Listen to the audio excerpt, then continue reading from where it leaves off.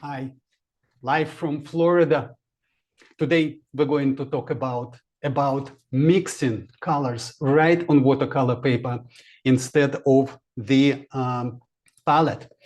Many times I notice that the colors on my watercolor paper are great and a little bit muddled.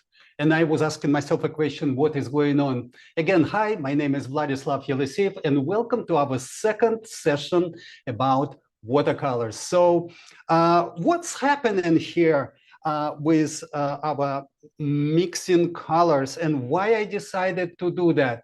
That I'm going to show you and talk about it right now.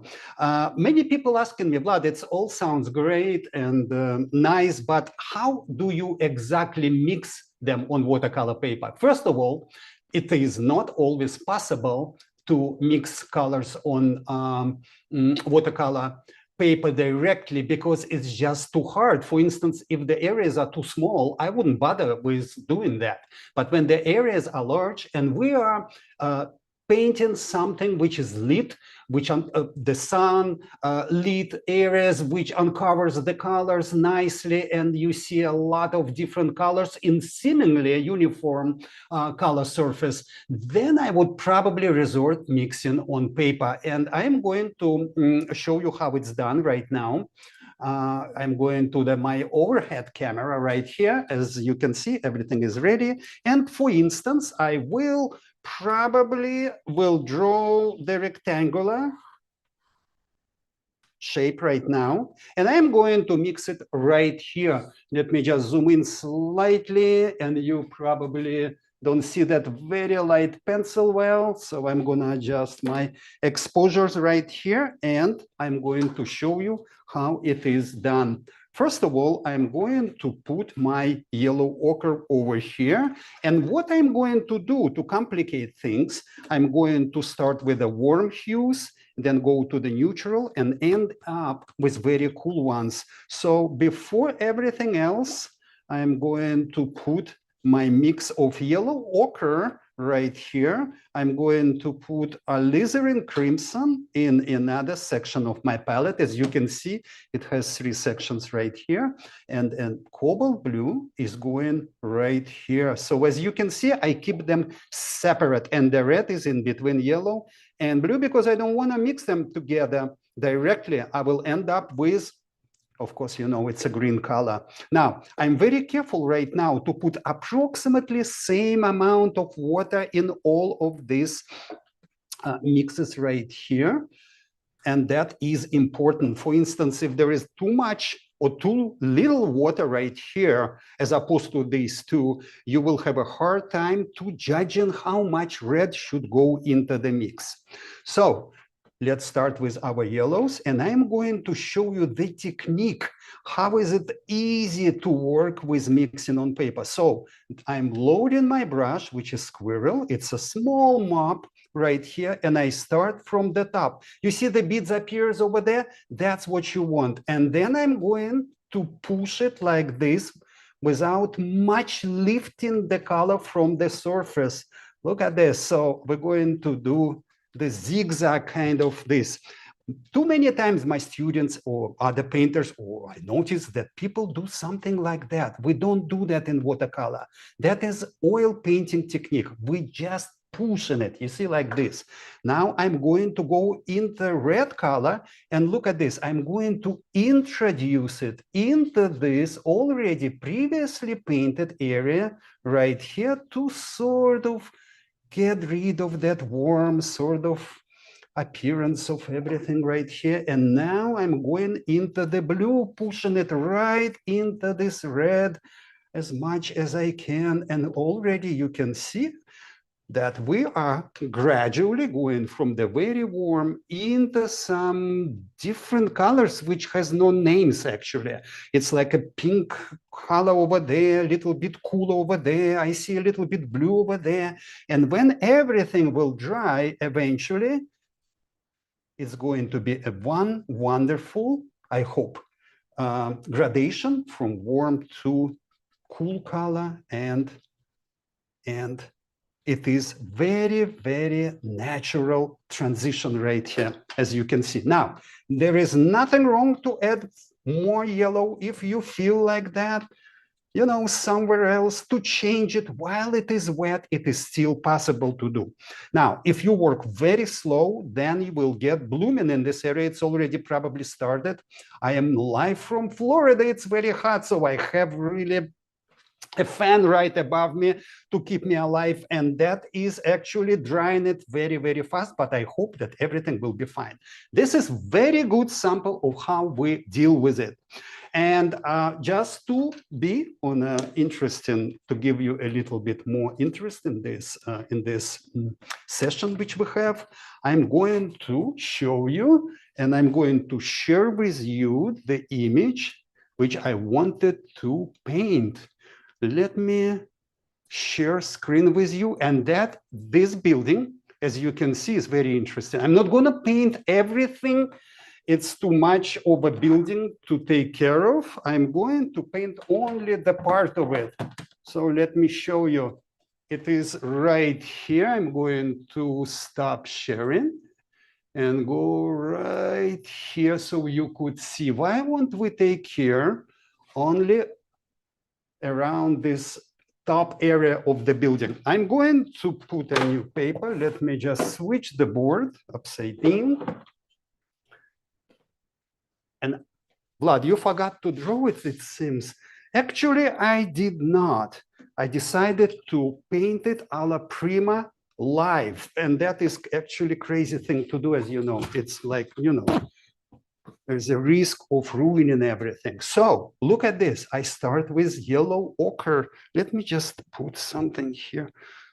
And then I'm going to add alizarin right here. And then I'm going to put my cobalt right here. As I remember, I already mentioned that it's about the same color in all of them. So I'm painting only the top of this thing. So I'm going to start from the top. Look at this. I'm painting, ignoring the darks. I'm painting only the lit areas over here.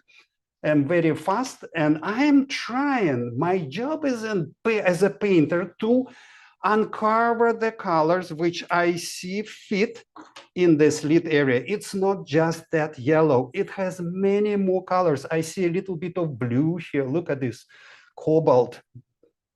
A little bit of red right here, okay? So I'm going to progressing it down like this. Look at these beautiful colors already. Let me zoom into this area. And it's very, very transparent. If it's not enough yellow, I'll just add it into the already previously painted area. Let me just recover my blues here, okay? And then a little bit, where do I see red here? Not really much, but let's just add it right here. You see it's yellow ochre, cobalt blue, alizarin crimson, and then I'm going a little bit mixing more, and then there is a little bit nice architectural element on this area, and this area, and then we're going under into this part of the building. I don't think my yellow ochre is strong enough. I'm going, while it's still wet, add a little bit of yellow ochre gold, and you can just mix your yellow ochre with burnt sienna. You'll get it immediately, no worries. And especially I feel it's like more of that color right here, not in this area where the columns are. So look at this. I'm gonna put a little bit of cobalt and red, and of course a little bit of yellow ochre or whatever it is now right here, and we're getting absolutely nice, beautiful red. Of course, to continue, I need to dry it. And what I'm going to do, I'm going to take care of shadows. And the shadows are small. Look at this picture. We have cast shadow and a little bit like mid-tones over there, and then there, cast shadow over there, but the area is not really big. Do I reserve to mixing on paper this area? I would say probably it's not a good idea, because it's going to be hard for me to actually finish this. So this, when it comes to smaller areas, I'm going to start looking at these shadows right here. Let me zoom out slightly. Okay, and these shadows, find out what their colors are, and then try to mix that color on paper. And I'm going to show you what I'm thinking about. Okay, I'm going to mix my three primaries. There is going to be in the future one session where I'm going to talk about my colors, why I'm using these colors, what's happening with colors when I mix them. Look at this cobalt blue, alizarin, and I'm going to use a little bit darker color for the brown instead of yellow ochre. I'm going like you can use burnt yellow. Let's go like Van Dyke brown here. Okay, so if I'll mix it with a little bit red and blue, I'm trying not to mix it into just mindless gray. No, it's going to be a beautiful, what I call, you know, like reddish blue sort of color. Look at this. And so I'm going to start working from the top. It sort of reminds me, I would say lavender, but I'm afraid to tell you about this color that it's because it's not really lavender. So look at this. I'm working with this kind of shadows right here, another shadow, and there is a big element right here, and then it's going to be sculptural elements right there, and these lines will reintroduce actually the edge of the shape of it, which is very important. There is a little bit there, and if I would use, and do you see I'm not actually mixing on paper right here, so it is, I find that is would be too hard for me, so I'm not forcing this, so to speak, you know, and its areas are small, and it's really not that important no more. There is another beautiful element right here, and right here, and right here, and something like this, and then it's going to be from here, cast shadows here. Look at this, and then we're going to the window area. What do I see here? I see that we have a very nice, look at this, a very nice sculpture. And that's my window, actually. Look at this. That is the window. It's very elongated, very long. And then there is something here like this. And then we're going into this element on the side, you see? Very nice. And so I'm just painting and drawing. And then we have now very big shadow at the edge. Look at this. I'm talking about this parapet right here, which is going into this. You see, it's just sculpting everything. There is another window under, look. And then there is a lot of architectural elements right here, another window right here. Look at this wealth of, this is in building in Switzerland, banking, of course. They have money, you know, to build this kind of buildings.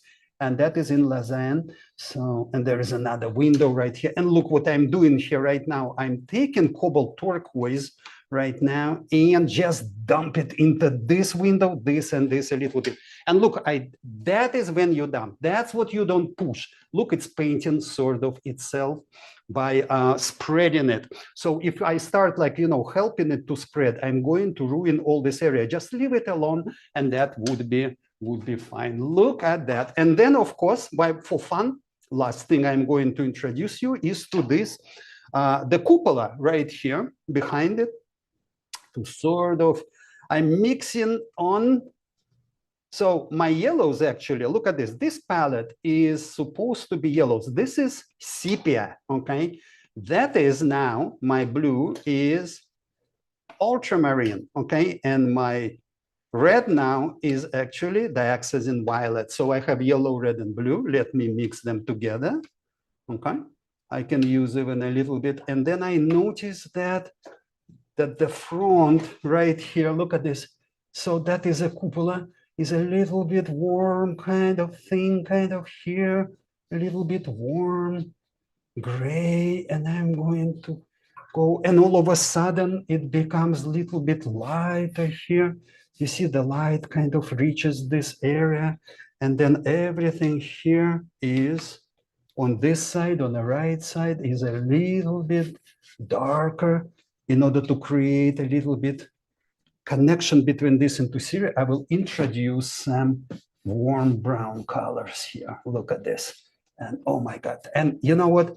I like the looseness. I decided to go alla prima, despite there is so much dangers to ruin it, because it's always hit or miss kind of thing, sort of like a process that is, I decided that it's worth it, because immediacy of everything shows itself up. And it's, instead of looking just like an illustration, it looks like a painting now. Did you notice it's very loose, it has drama, it has